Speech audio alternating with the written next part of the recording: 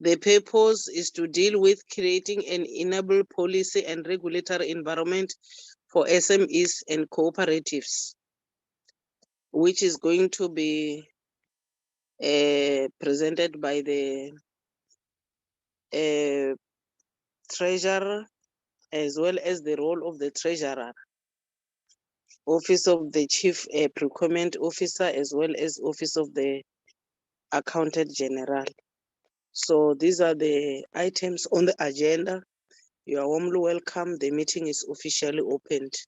I would now like to zoom to item 2, which is roll call and apologies. Bra King, can you take us through? Thank you, Chairperson.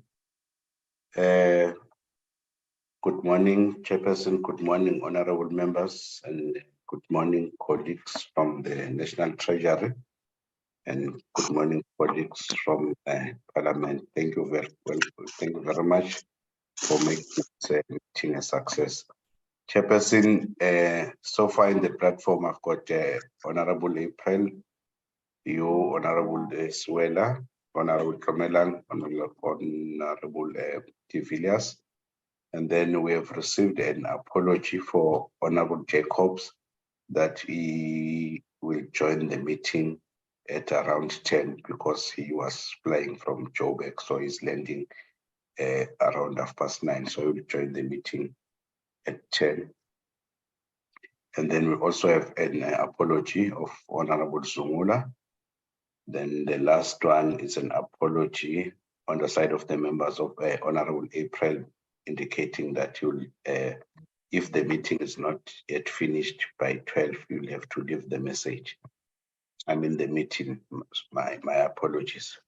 Then on the side of the support team, Mr. Kumete is involved in one of the NSOP programs in KZN. He will join the meeting, but then if it happens that he loses network, he requested that I should indicate to the meeting that is because of his involvement in the Ugu district. So those are the apologies, Chairperson. Thank you. Apologies noted. We'll now move to the next item. Can I have one mover to move for the adoption of the agenda before us? Honorable Shomelang.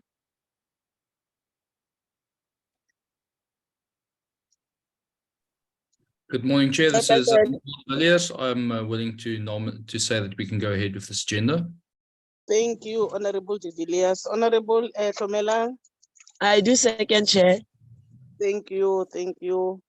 The agenda is duly adopted. We'll now move to the next item. King, I don't know who's leading the delegation, but we'll now invite the guest from Treasurer to take us through. We will hear from Mr.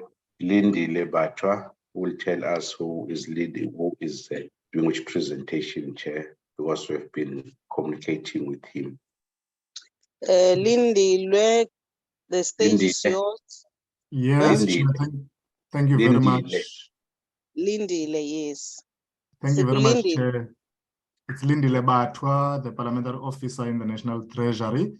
So we've got colleagues here led by our Chief Procurement Officer, Ms. Mendo, but there's 3 presentations that they will go through. We had proposed to start with the one from the tax financial sector policy to be done by Mr. Vukile Davidson. So that's the one we'll start with, and then we go to the CPO1 and OAG with your permission, Chair. So I guess the colleagues will introduce them as and when they get to present. Thank you. Thank you. The first presenter can take the podium. We're yours.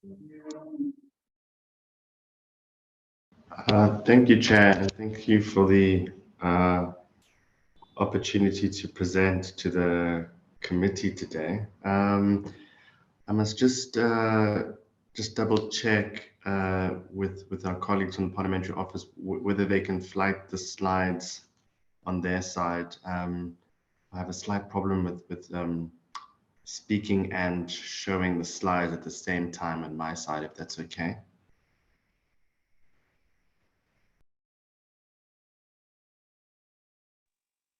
King, can you allow them to share, please? Yes, Mr. Vogel, I've given you the co-host rights. You can flight it from your side. Okay, let me try and flight it from my side, but if I have a problem, maybe Lindile can help me and can flight it from his side as well.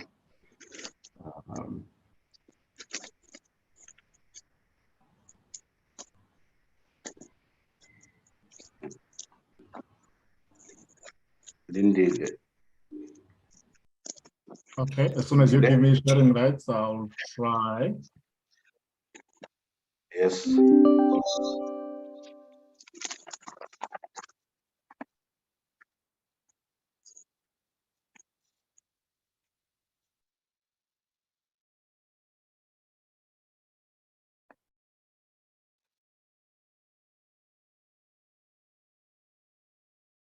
Helpful. Apologies for that.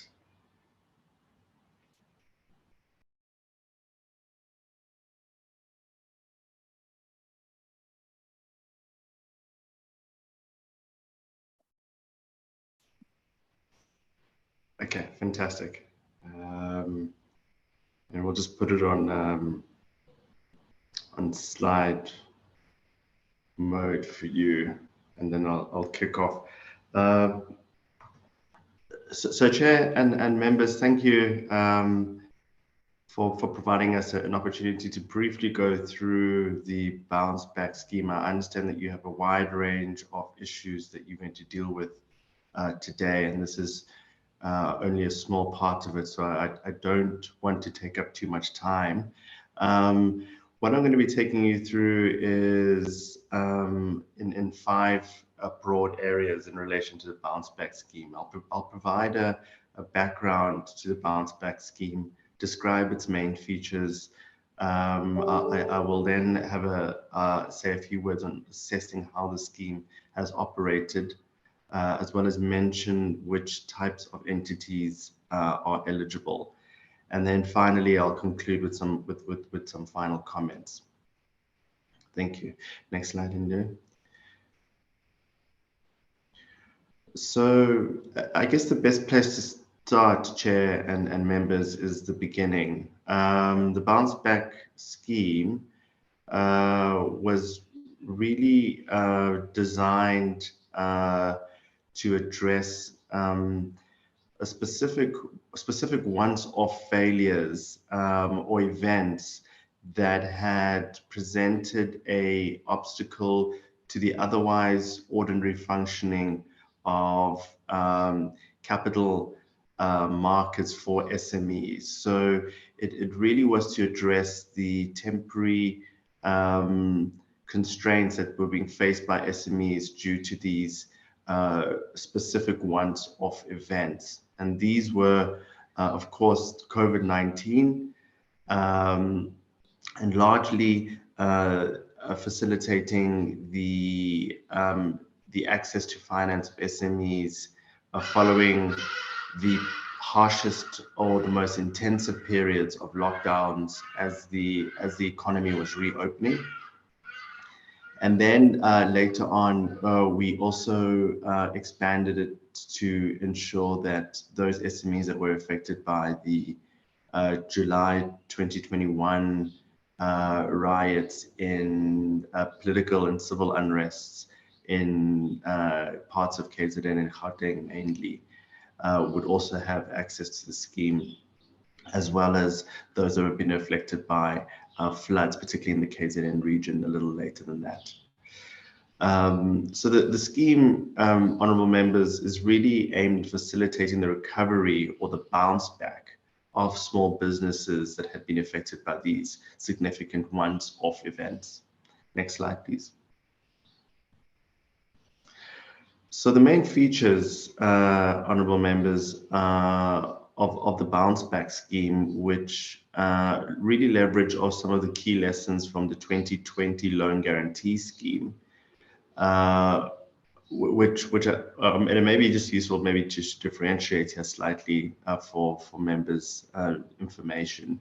The 2020 loan guarantee scheme, that scheme was separate, and that was really designed to ensure that SMEs would have access to continuing finance while we were in the midst of the most severe parts of the lockdowns. The bounce back scheme is slightly different in that it's meant to facilitate SMEs access to finance as the economy reopens. And these two things may sound very similar, but there's some important differences. For the 2020 loan guarantee scheme, it was simply to help firms survive that period. And it was, at the time, many of you would remember, unclear about the depth and severity of those lockdowns. We weren't sure whether they would be lasting a few months or longer.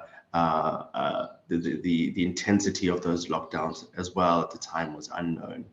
So 2020 was really about survival, and the bounce back scheme is really about re-entry.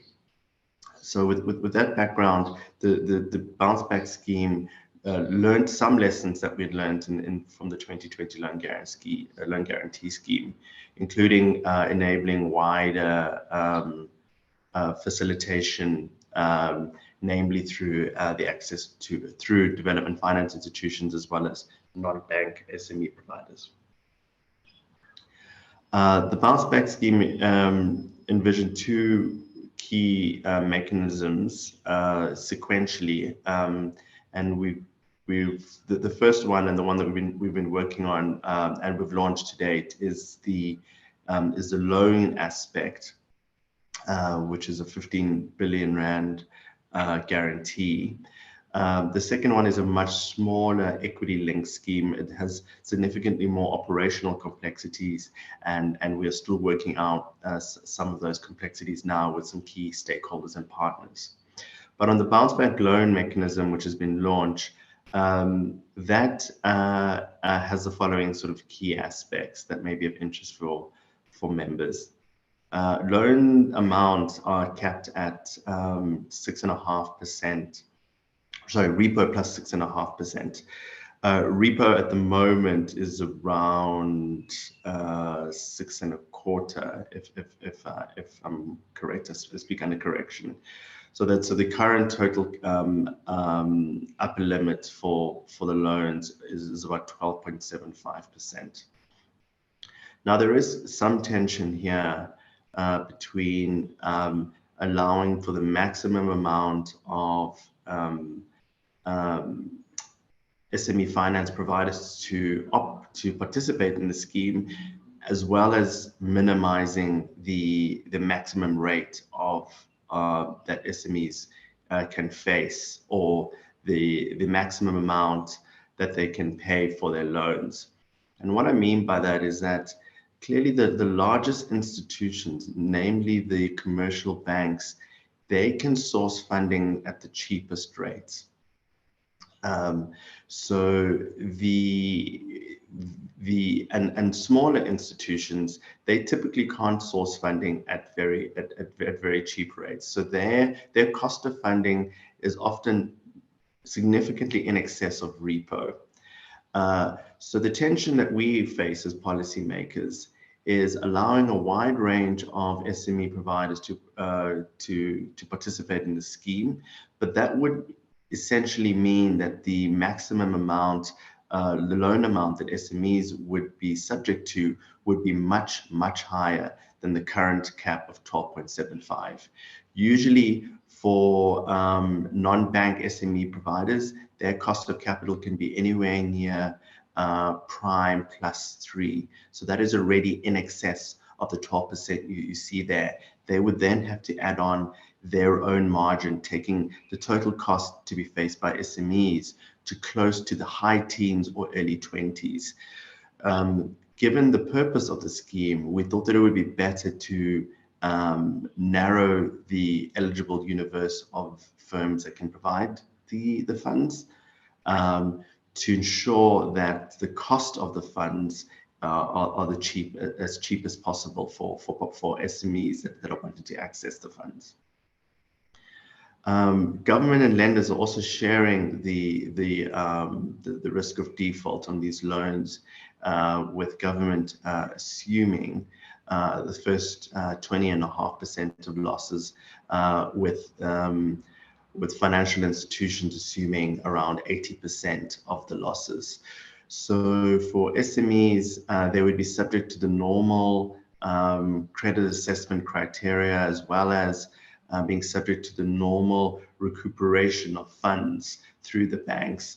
And that's really to make sure that we could both leverage or reduce the risk and therefore the willingness of financial institutions to provide these loans, but also to make sure that the incentives were completely aligned so that those financial institutions that were providing the loans would have sufficient interest and skin in the game to make sure that the amounts that had been lent were paid back.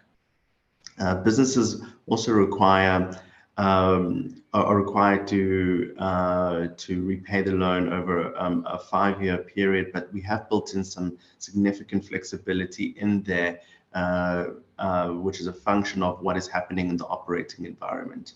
The reason why we thought that this kind of flexibility was important is because clearly, as we emerge out of the COVID pandemic, we weren't sure what the recovery path would be in terms of future variants and any possible additional lockdown that may be required because of that. So some flexibility was very important to be embedded. Thanks, Linda. Next slide. So how do we assess the bounce back scheme? So bounce back support scheme loans will be accessible through participating banks.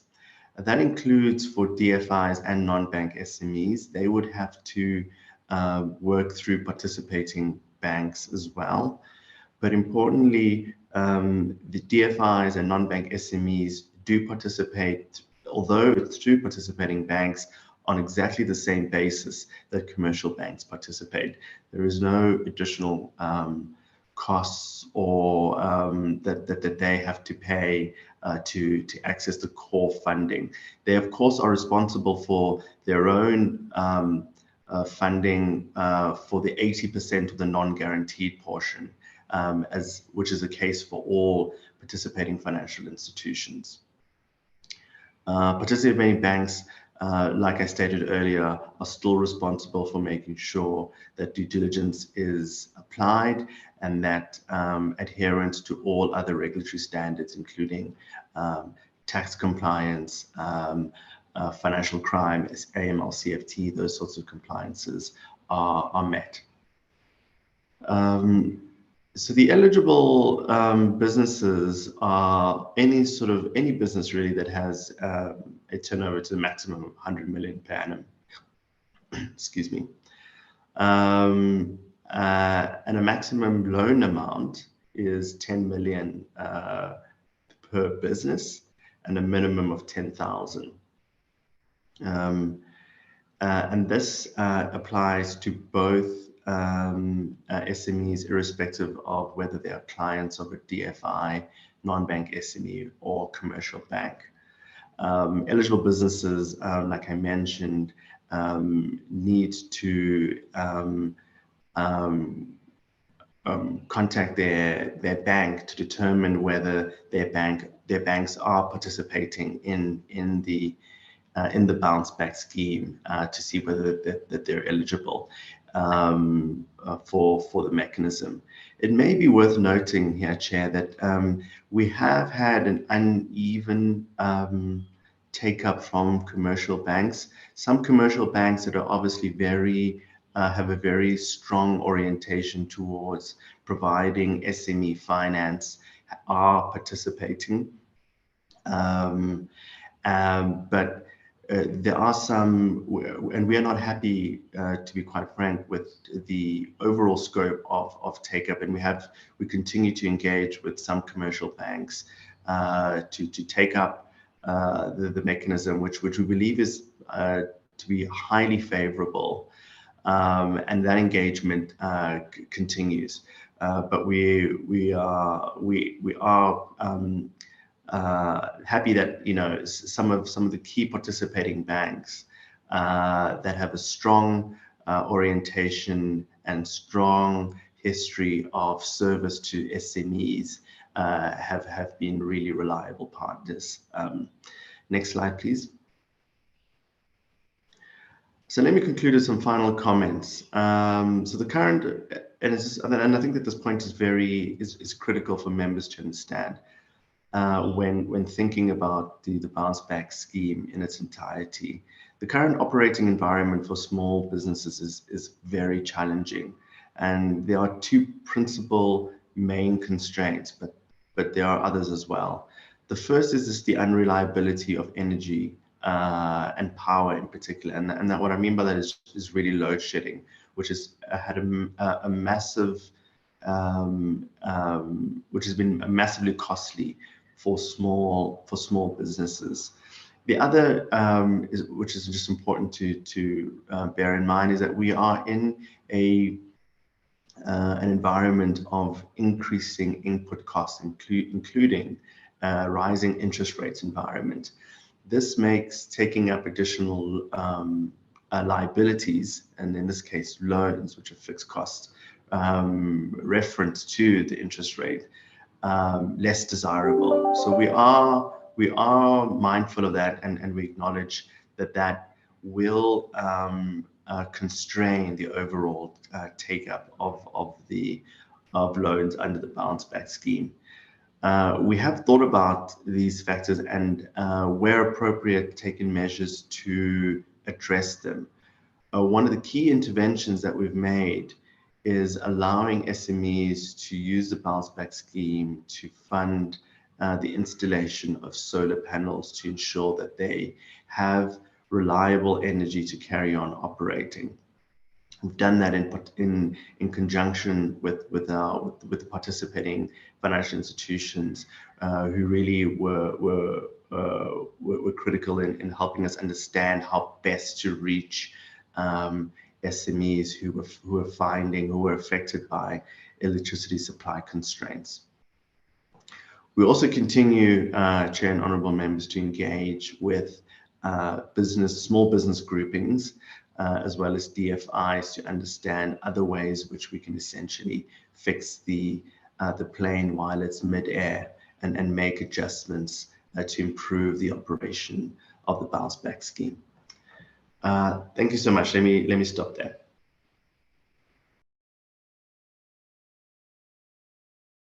Thank you. The next presenter, so that we can take discussions at the end.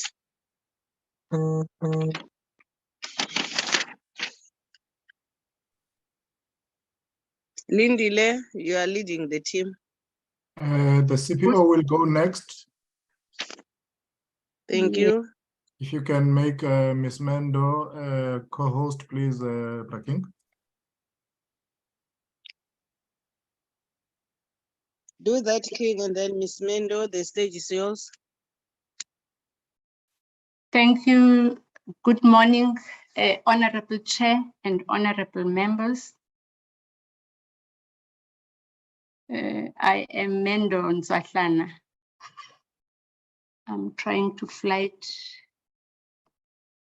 my screen.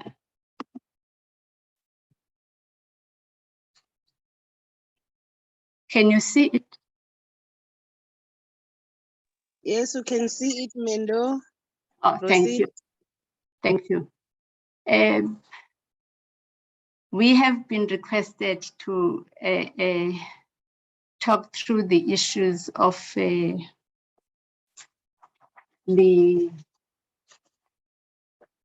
regulatory framework on the current PPRs that affects the SMMEs specifically.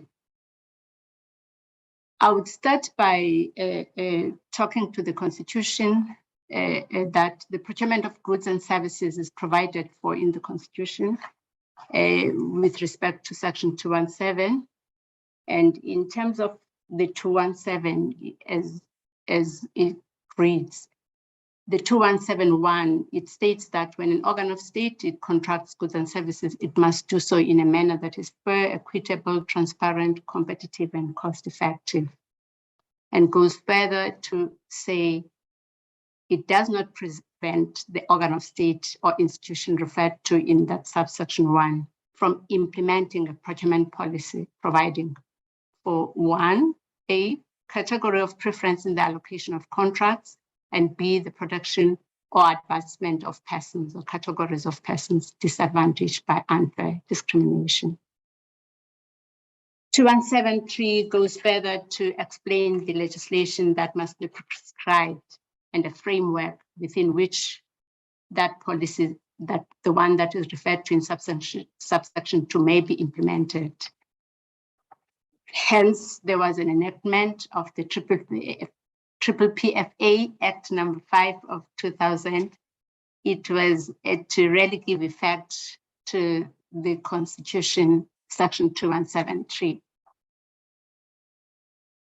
And if we again go to Section 2172, subsection 1, it says it doesn't prevent the organ of state or institution referred to in that subsection from implementing a procurement policy, providing for the category of preference in the allocation of contracts and the production or advancement of persons. That is quite important for us to really touch on the constitutional imperatives to see to it that how did we get to the Triple PFA? It was to implement the prerequisite of the Constitution.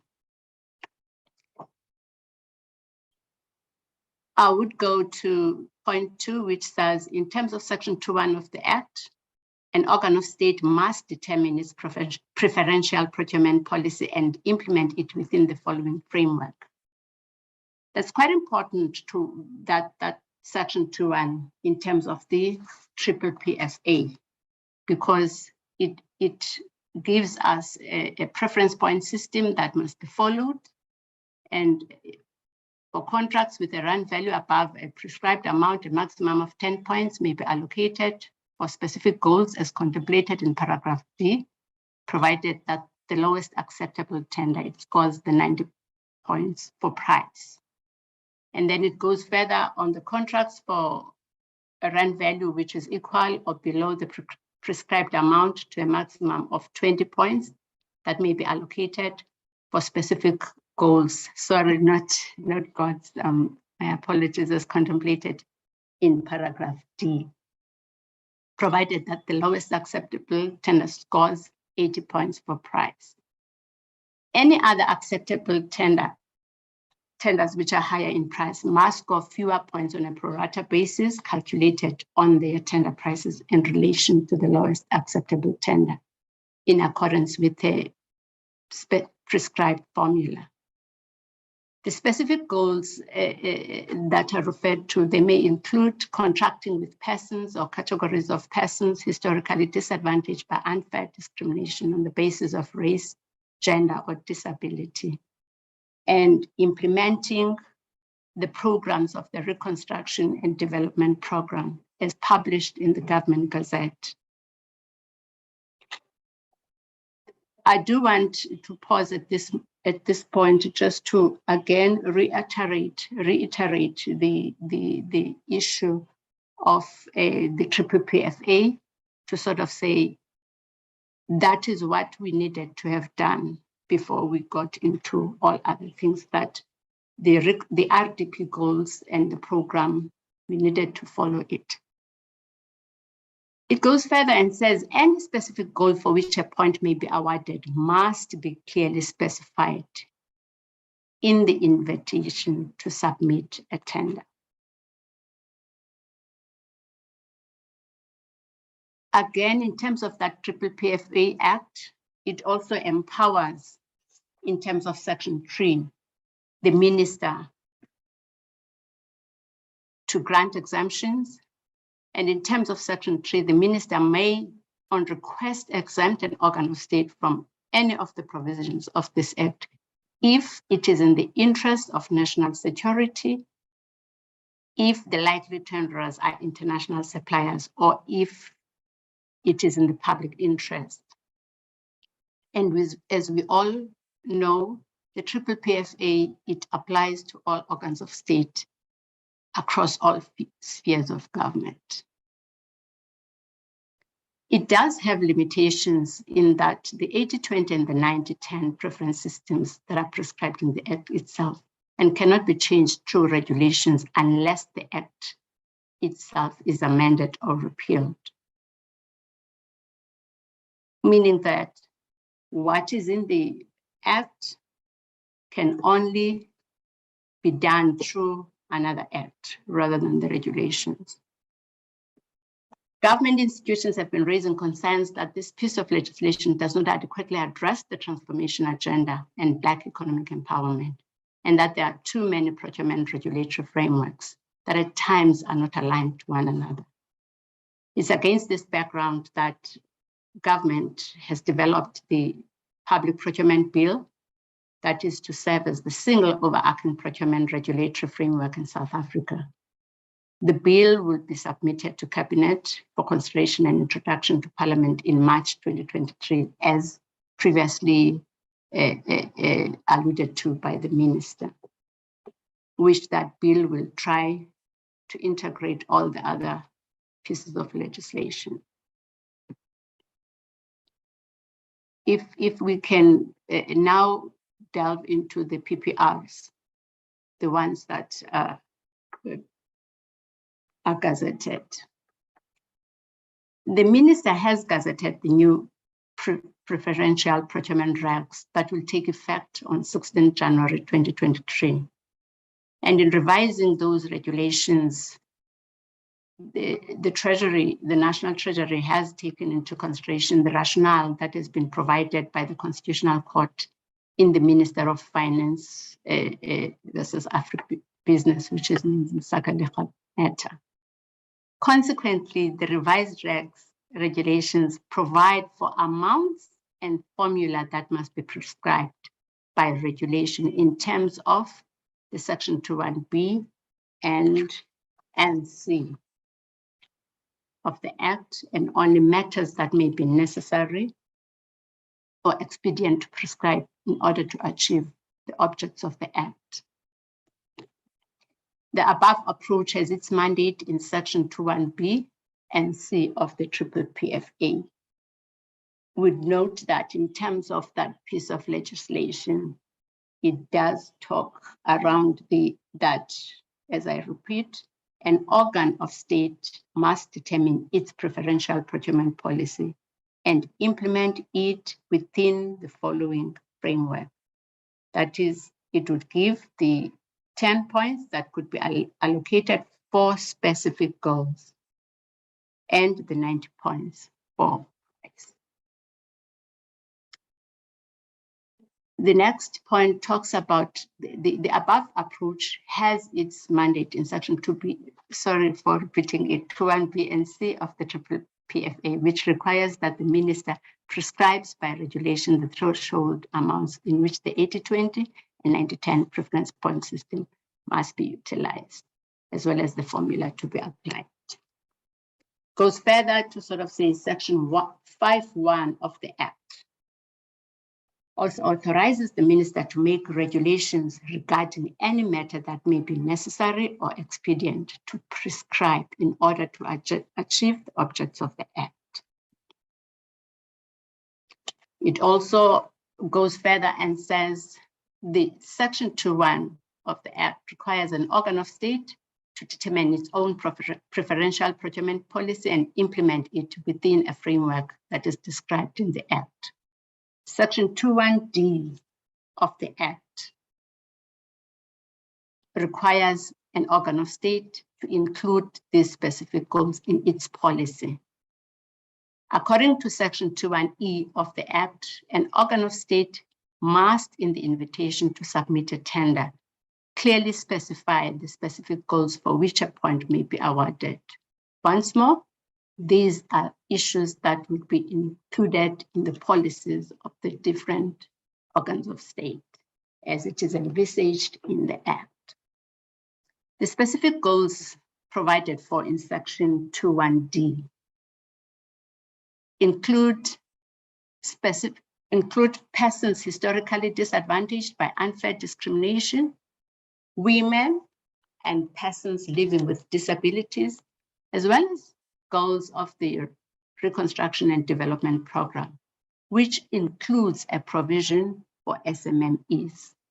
It is thus incumbent on organs of state to provide for SMMEs in their tender documents, should they wish to advance SMMEs in line with their organizational strategic objectives. The organs of state must then develop their own preferential procurement policies within the ambit of the Act and the new regulations. Therefore, Section 2.1 of the Act gives effect to the Section 217(2)(a) of the Constitution, in terms of which organs of state are required to allocate preferences to promote SMMEs and localization, among others, in the invitation of tenders and in the development of their procurement policies, which then means that it is fact that SMMEs have not been excluded. The issue relates to what is contained in the Constitution and what is contained in the PPPFA. All that needs to happen now is to go according to what the PPPFA is saying, which is it gives powers to the organs of state, and it also satisfies the areas that relate to the Constitution. Thank you. If we can talk now to issues that relate to the procurement reforms and modernization, we have tried to get to the bill, and for the bill to be able to a very great extent, address the issues that relate to modernization. The aim of the bill is to consolidate the various pieces of procurement legislation into a single overarching procurement regulatory framework in South Africa and eliminate fragmentation in the system. Some of the existing pieces of legislation would be amended to give effect to the bill, whereas others would be repealed. The bill provides for measures to leverage public procurement to advance economic opportunities for historically disadvantaged people, women, youth, people with disabilities, small, medium, and micro enterprises, and to support localization for job creation. It will be an all-encompassing bill, which is trying to rationalize some of the pieces of legislation that we heard and to correct some of the issues that we heard in relation to the PPPFA that we've got.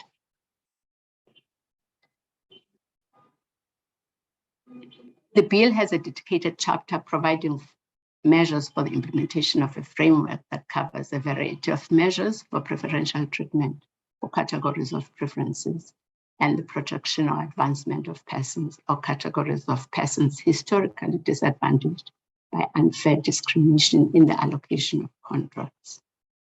It also makes provisions for set-asides to support Black economic empowerment, SMMEs, women-owned, youth-owned enterprises, people with disabilities, and localization, among others. It also would talk on measures to prohibit importation of goods and measures to support women-owned, youth-owned, aimed at advancing industrial development, and measures aimed at advancing small, medium, and micro enterprises in high-value procurement, among others, which is quite important to just reiterate the fact that it is developmental in its nature.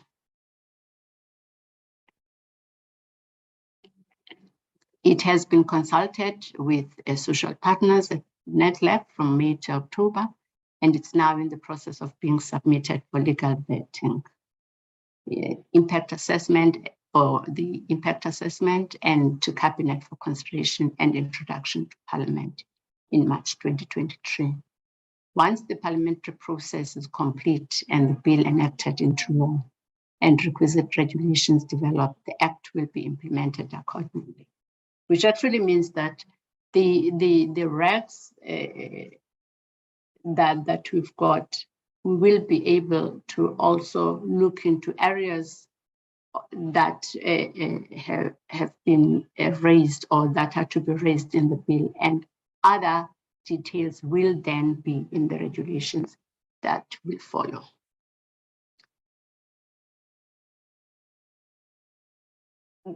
The next slides, they get to the measures in terms of promoting transparency and access to procurement opportunities.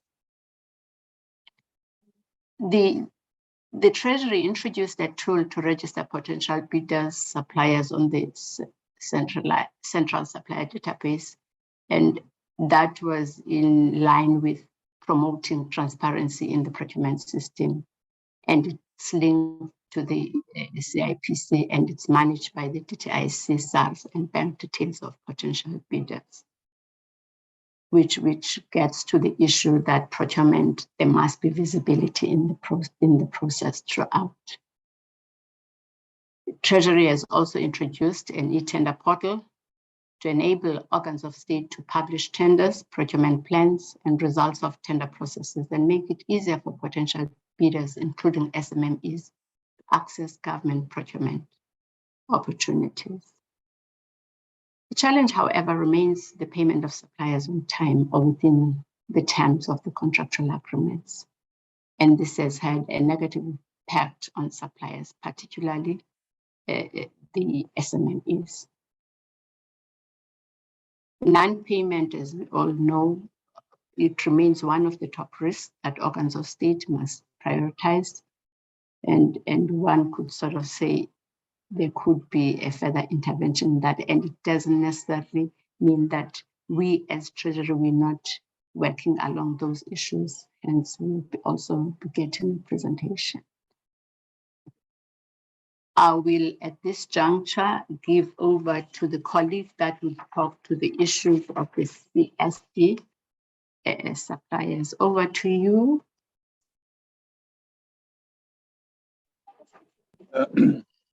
Thank you, Mendu.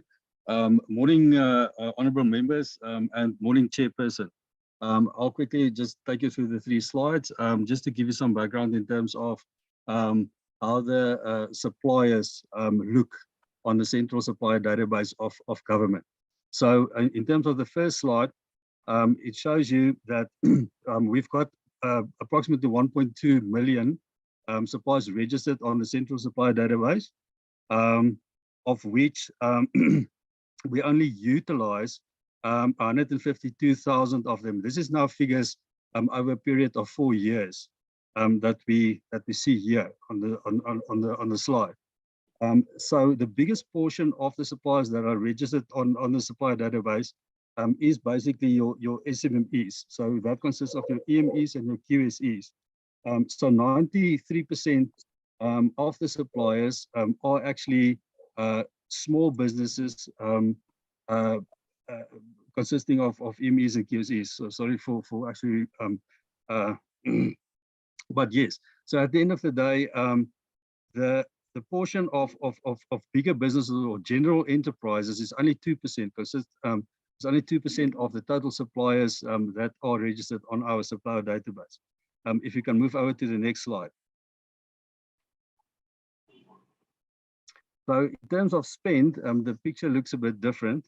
More than 50% of the spend actually goes to the general enterprises, and almost half of the spend goes to the SMMEs.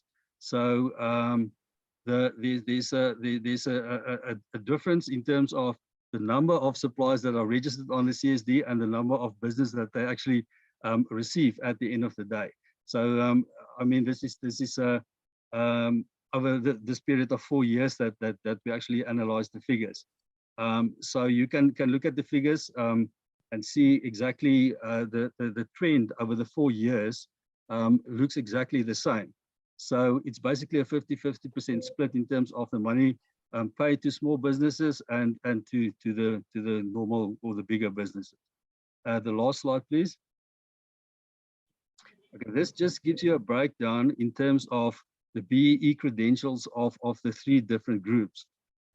So in the first instance, in terms of the general enterprises, you will see that the level 1 contributors in terms of BEE status levels are the highest recipients, and it's the trend that's followed through in both 3 scenarios in terms of the QSEs and the EMEs as well.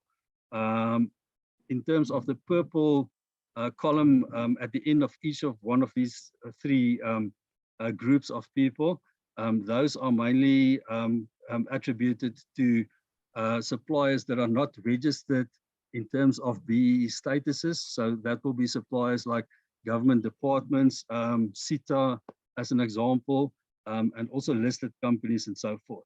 So most of our suppliers are actually level 1 contributors in terms of BEE statuses, and the rest are just following suit. So the trend is, again, over a period of 3 or 4 years, remains exactly the same in terms of the spend that's allocated to these suppliers. Thank you, Mendu.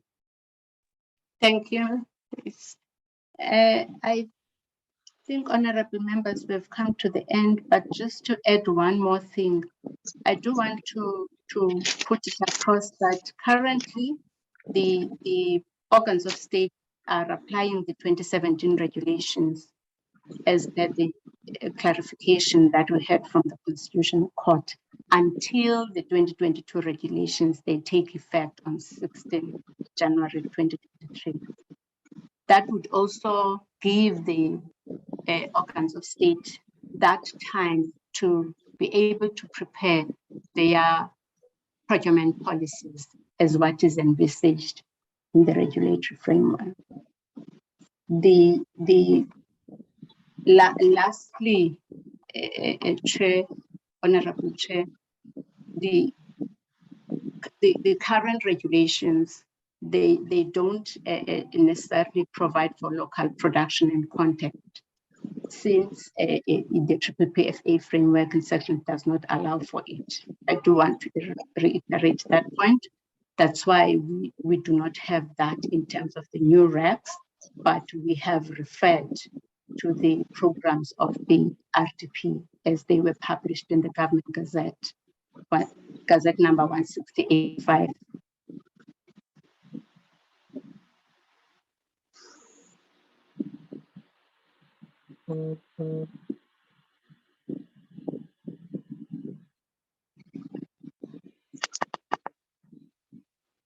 Thank you, Mandy. Although you have disappeared, I can't hear you, but I can see the slides. Thanks for the presentation. I want to invite members to engage in the matter. If Lindile, you are done with your presentation, because I don't have the agenda before me. Sorry, Chair, there is one more short presentation from my panel. Okay. Can you come on board, please? Yes. You can stop sharing CPO. Can you ask? Okay.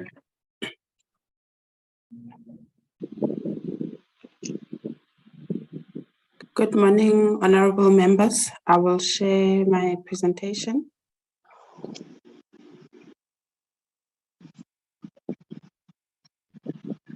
If I could be assisted. Yes, I've given you. Okay. Is it visible? Not yet.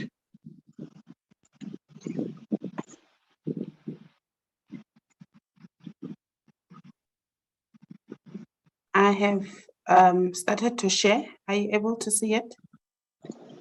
Not yet. Nothing up to so far. I do apologize. Yes, it has started. It has started. Okay, thank you so much. So I will be taking you through the mandate and the legislative requirements of the National Treasury, some of the requirements that are embedded in the PFMA for accounting officers, where we have come from with regards to late payment of suppliers, the status and some of the initiatives that we've taken. We've also included a few summary analysis for the first quarter of the 2022-2023 financial year. I'll be taking you through some of the common reasons that are supplied by institutions with regards to late payment of suppliers. So our mandate comes from Section 6 of the PFMA. We are required to prescribe Treasury norms and standards. When we do so, we also required to monitor if there is compliance with the legislative framework. The PFMA also requires National Treasury to enforce the implementation of those norms and standards that we do develop. And we do give capacity to institutions that require it every time when they send us requests. And we also give Treasury instructions in terms of Section 76 of the PFMA. There are also 2 clauses in the PFMA that allows for exemptions only if the minister can grant it based on good merit that is provided by the institution. We also grant departures in terms of Section 79 of the PFMA.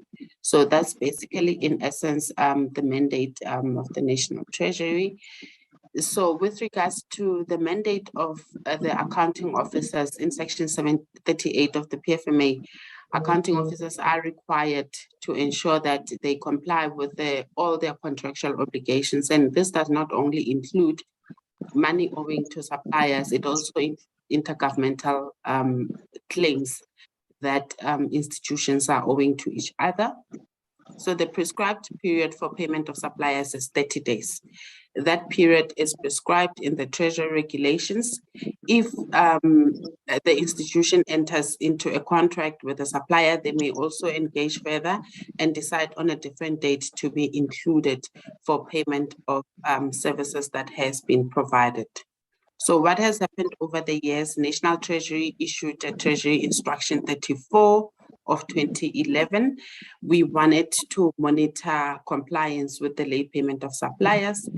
That instruction actually requires institution to disclose information with regards to the number and value of invoices that have been paid after 30 days. So it's basically, it captures all the non-compliant institutions that have not complied with that prescribed 30 days period. We also require a number and value of invoices older than 30 days that remain unpaid. We also request the institution to submit the reasons for the late payment of the suppliers. So in 2009, Cabinet did resolve that Treasury needs to intensify their efforts with regards to monitoring late payment of suppliers and enforce the PFMA. And we work with FOSAT, we work with the DPME, we also work with the Public Service Commission. These are some of the organizations that we share the information with because they also do annual reporting from their side as well. So we, at a provincial level, we communicate closely with the Provincial Accountants General at the provincial treasuries to assist us with some of the issues that come through, the queries that come from suppliers when payment is not done. So currently what happens, we receive information from national departments. We also receive information from provincial treasuries. That information from provinces is consolidated and submitted to National Treasury, all the 9 provinces. We provide quarterly reports to FOSAT, Public Service Commission, DSBD, DPME, and Provincial Accountants General. The reports that we do provide on the status of compliance with the late payment of suppliers, they are published on the National Treasury website.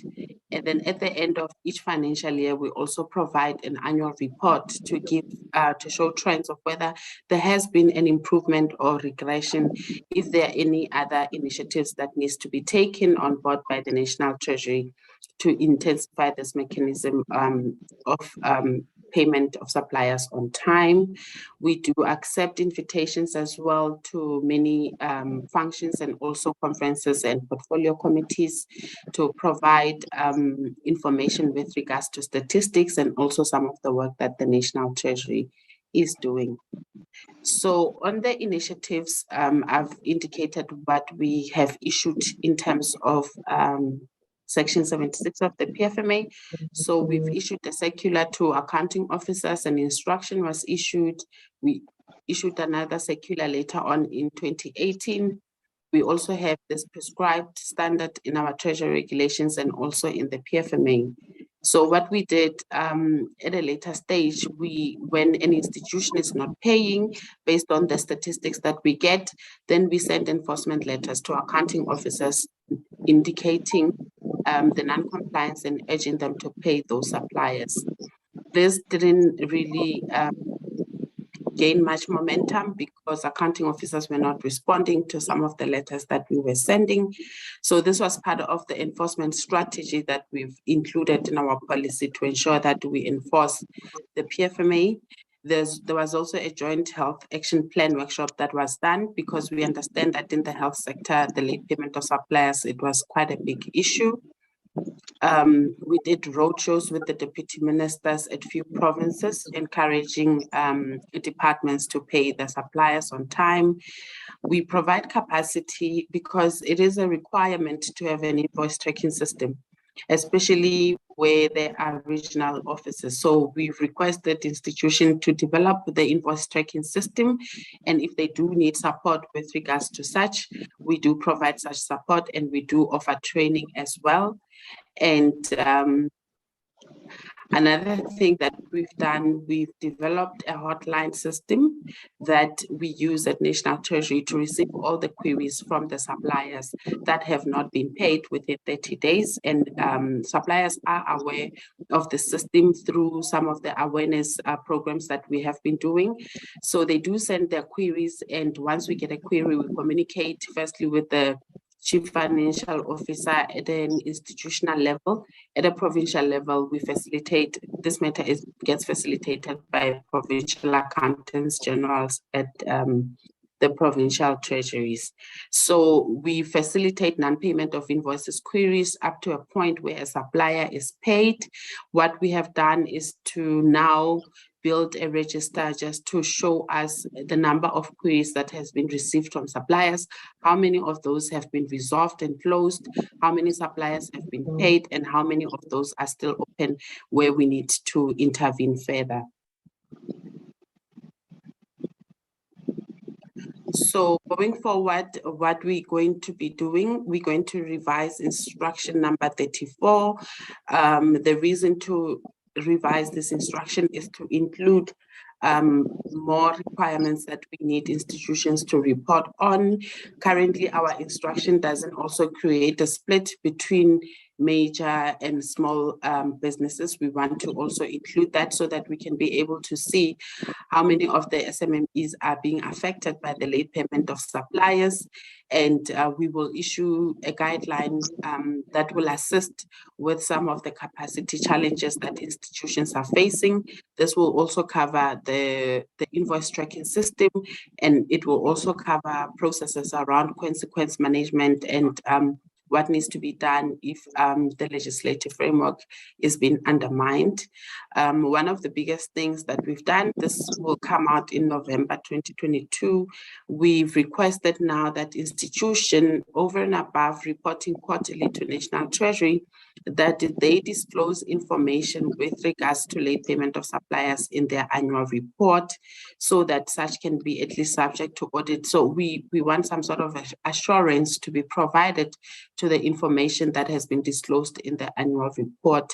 And we also had discussions with the Auditor General to see how best they can place and give us assurance on some of the information that has been disclosed in the annual reports of these institutions. So one of the recommendations that is crucial to us is to ensure that this line item, the late payment of suppliers, it becomes a standing agenda item in the executive committee meeting of institutions. We also want to see this requirement being included in some of the performance agreements of those charged with governance. And then we want to improve the internal control processes in organizations, and we will work with them hand in hand to ensure that we improve on the requirement. Another thing that is important is to ensure that the internal auditors also develop procedures just to see if the process is working as intended, and also work with the audit committees to provide oversight also to the institution to help them where they are lacking in terms of paying suppliers on time. I just want to make sure that I cover everything. So one of the major issues that we are uncovering now is that you find that a supplier is given business to do a particular work, and then due to how the contract was entered to, sometimes it leads to irregularities. And you find that an institution would say that they will not be able to pay because that will trigger irregular expenditure. So we're going to include that also in our guideline, and also our instruction indicating the processes, how a matter ends up being irregular expenditure.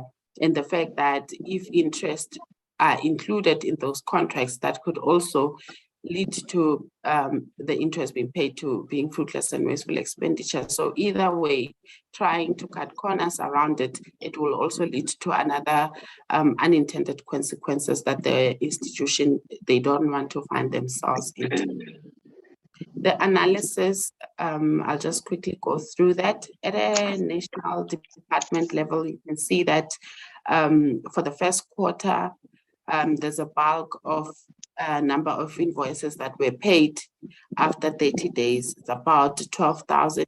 And then in August, it was about 9,000, and then 10,000 in July. And then those that are older than 30 days, we wish this orange bar actually to be 0, but it is what it is. That's what the statistics are showing us.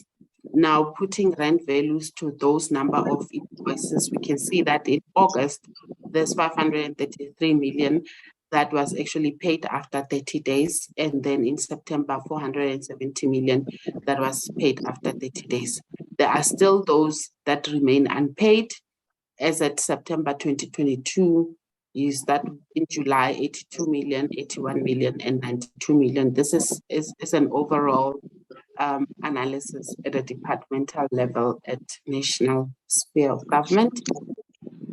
At a provincial sphere of government, the numbers are going quite high. As you can see, the orange bar is larger at a provincial level as compared to the national. So it clearly tells us that suppliers are not being paid because this remain unpaid as at September 2022.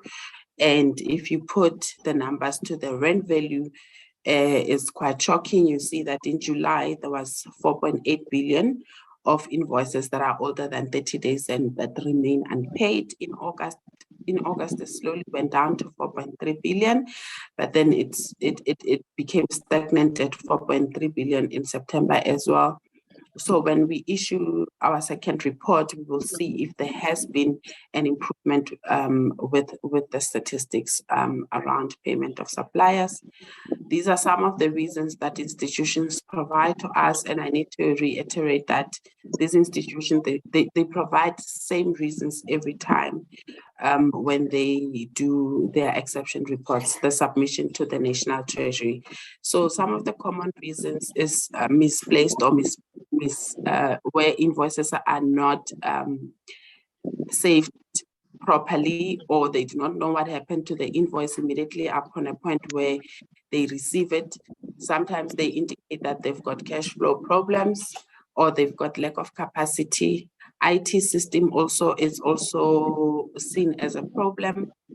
And then also there's some unresolved invoices where there are discrepancies between the suppliers and also the institution. So some of those discrepancies, they take quite a long time to correct.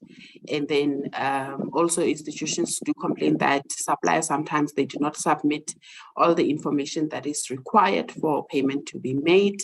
And one of the biggest one is the lack of system or the capacity of the system to assist them with payment of suppliers. So I've come to the end of my presentation. Thank you, Chairperson.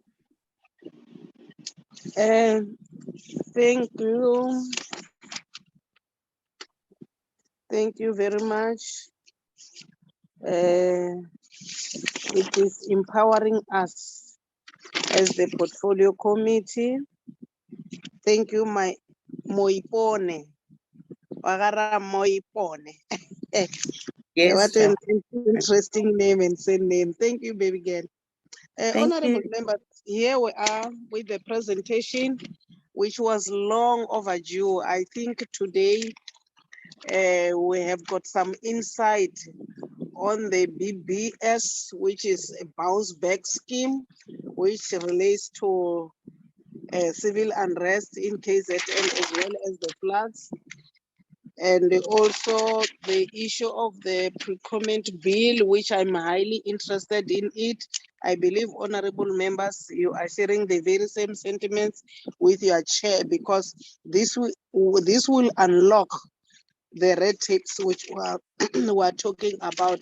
But highly disappointed about the last presentation on the 30 days issue, and also common reasons, of which to me, they don't sound well.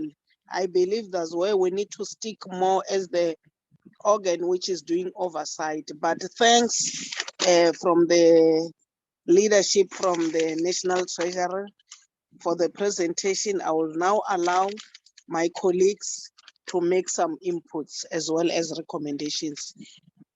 Over to you, honorable members. King, you will assist me to identify hands while members are raising up their hands.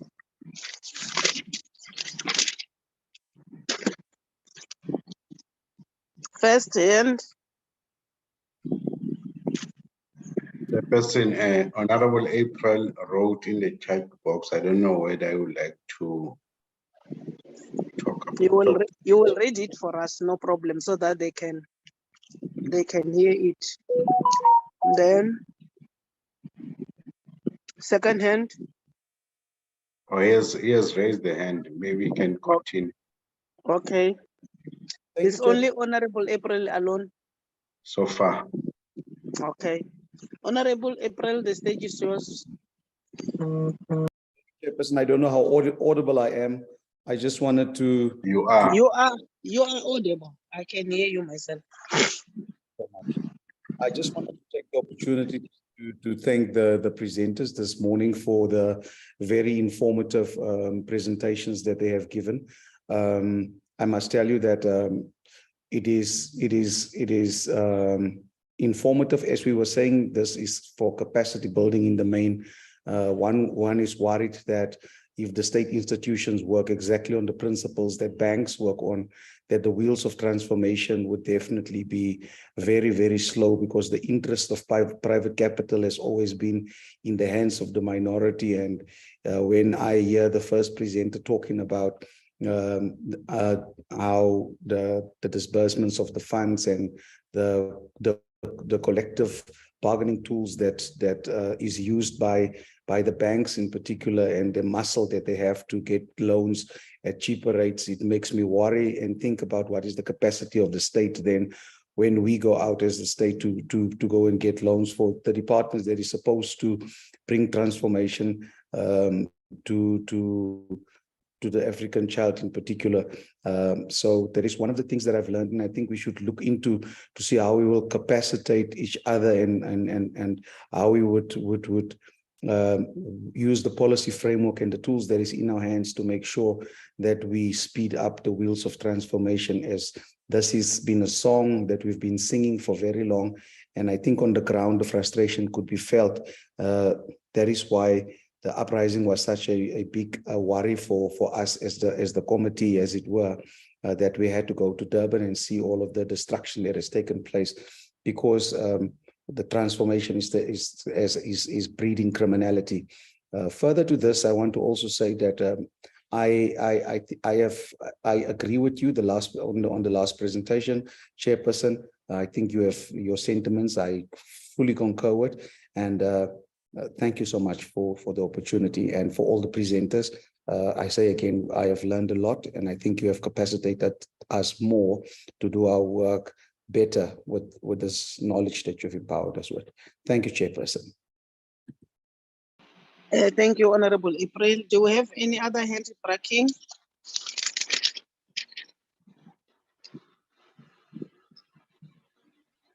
No, Chairperson, I haven't seen any hand.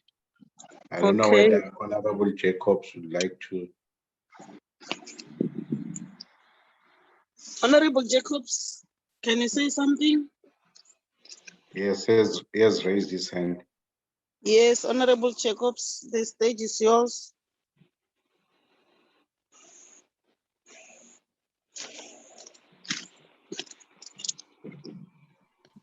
Thank you, Chair, and greetings again to everybody, and thanks for the presentations. I missed a bit, but thank you for the summary, Chair. No, I think there's a lot to absorb in the presentations. You know, we are making progress, and there is compliance, but we're still not there where we want to be. So there's lots of room for improvement. You know, our president has good intentions with the bounce back scheme, and we want to make access to finance affordable for our people. But we're not yet there. And I think we as this portfolio committee, I think we all collectively say that more must be done. So I think we are disappointed that the minister or the deputy minister couldn't come to present this. We wanted a fiscal framework or something that responds to the problems. The big problem is that our people are needing access to funds so that we can grow the economy for productive use. And the banks are not really making money affordable. The banks, I think it's just organized looting, because they get money from the Reserve Bank at very good rates, and then they don't pass that benefit to the communities and consumers. They in fact just makes a lot of profits, and we're not seeing them even making some concessions yet. So Chair, it is disappointing. Chair, also I think the big point around non-compliance of the 30 days is a big problem, and I know my other honorable members said that can't we find any ways to keep these CFOs and CEOs and accounting officers really accountable. We note that there's been enforcement letters, but they basically ignore those enforcement letters. So hopefully, is there in the new legislation, Chair, this is maybe one question, what can we do aside from complaining? 4.3 billion rand is quite a lot that small business haven't been paid for, Chair. So I share your concern around this, that something's got to give. And I think maybe we must go back to the drawing boards to look at how we improve our oversight, and maybe get the top, I think we said it in the last meeting, get those government departments that are the culprits and get their political principles to come and account. Get those provincial governments to come and account.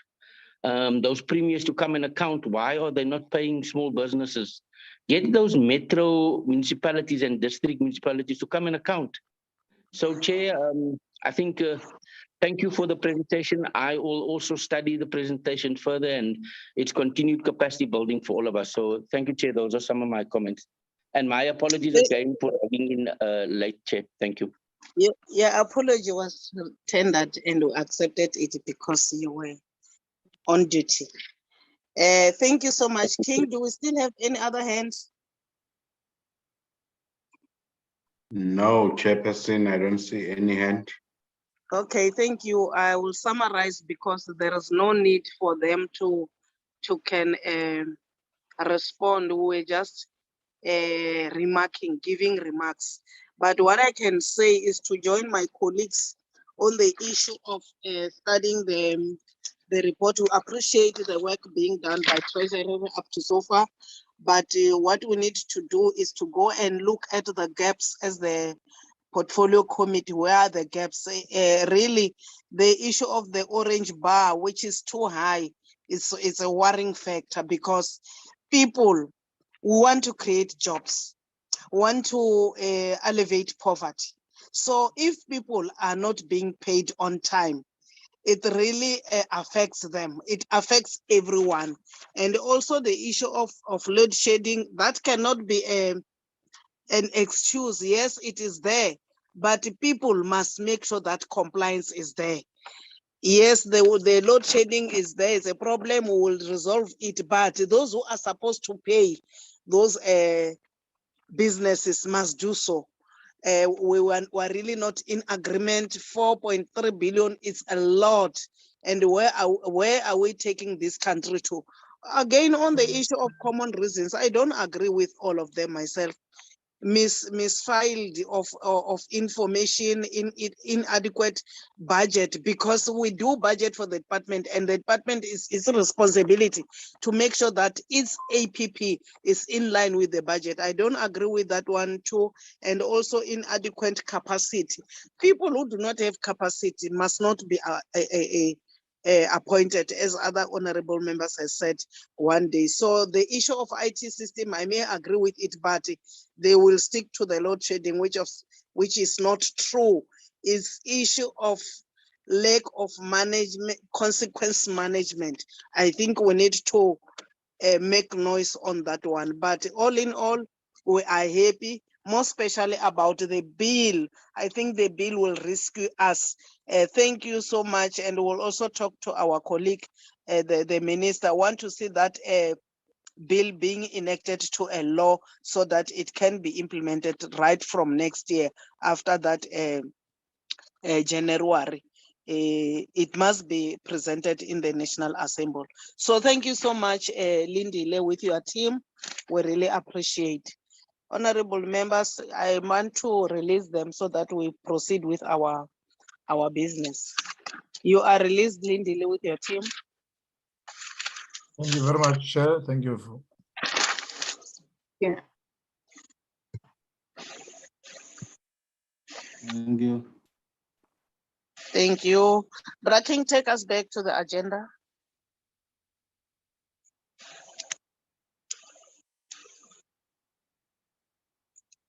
The last item is closure and remarks. I think I have done that. Thank you, all of you. Let's meet at 2 o'clock.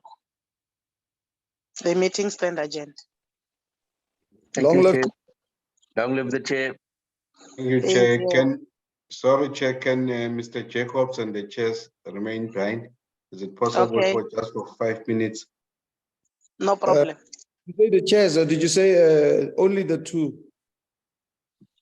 The chairperson and Mr. and Honorable Jacobs. The whip and the chair. Bye-bye, guys. Bye, Honorable. I don't know whether we do have a deputy whip. Black Comrade Ryan for the declaration today. Comrade Time. He's gone. Comrade Time, are you still on the platform? No, he's gone. Is gone, but he must be mindful about the minutes whip, because it seems as if the declaration is 2 minutes. That paragraph is a little bit too long, so he must go there and tumble, as you usually do. But thanks for having appointed him.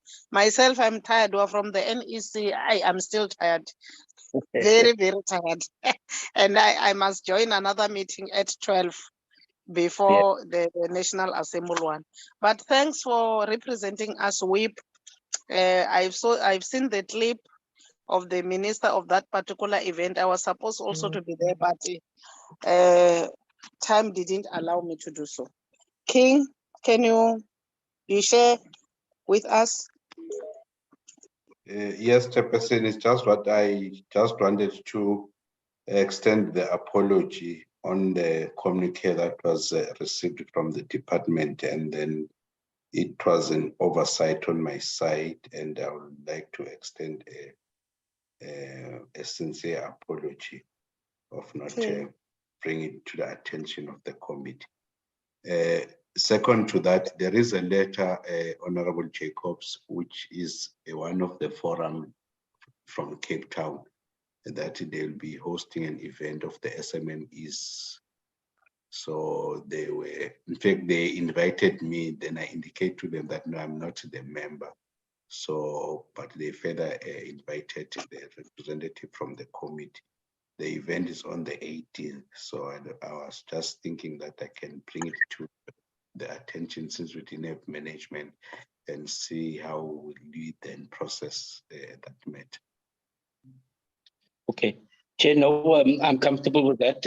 Apology accepted. I think we all just got lost through the process with the summit. Recording stopped. The summit was really well. I think I left it there today still. But on the 18th, I think I will just liaise offline with Mr. Kunene, and then we see who we can deploy to that event. No problem. I don't have any problem myself, because we're having by-elections in Mpumalanga, so as well as Northwest. So it won't be wise for me to come that side. So deal with the matter. You will inform me. No problem. Okay. Thanks, Braking, for the information. Then the last one, Chair, since we didn't have a management, it's there. Tomorrow we'll be getting a presentation from the office of Mr. Nkosi, that one with the red tape. So I just wanted to make you aware. I've been trying to liaise with Nestle. I don't know whether she managed to get hold of them to the study. Chair, I think Nestle is hospitalized. I got a sick certificate that she's off for the whole week. She's got some operation or something. So I think Mr. Kunene must just liaise directly with us. I don't think we're going to do study group, Chair, because we didn't get the presentation. So we'll also just listen to it in the tomorrow's meeting. Today. Today. Like After today. all, we want to see the issues which they picked up, as well as the recommendations, and then we'll dwell into those recommendations. I agree with you. There is no need. All right. Thank you so much, King. Thank you. If in the absence of anything, let's call it a day. Thank you, Chair. Thank you, Mr. Jacobs. Thank you. Thanks, Braking. Thank you, Sbu. So khuluma lithi ngisaphindela ngaphakathi. Okay, sharp. Wish you well there in the NCOP program. Thanks, Chair. Sure.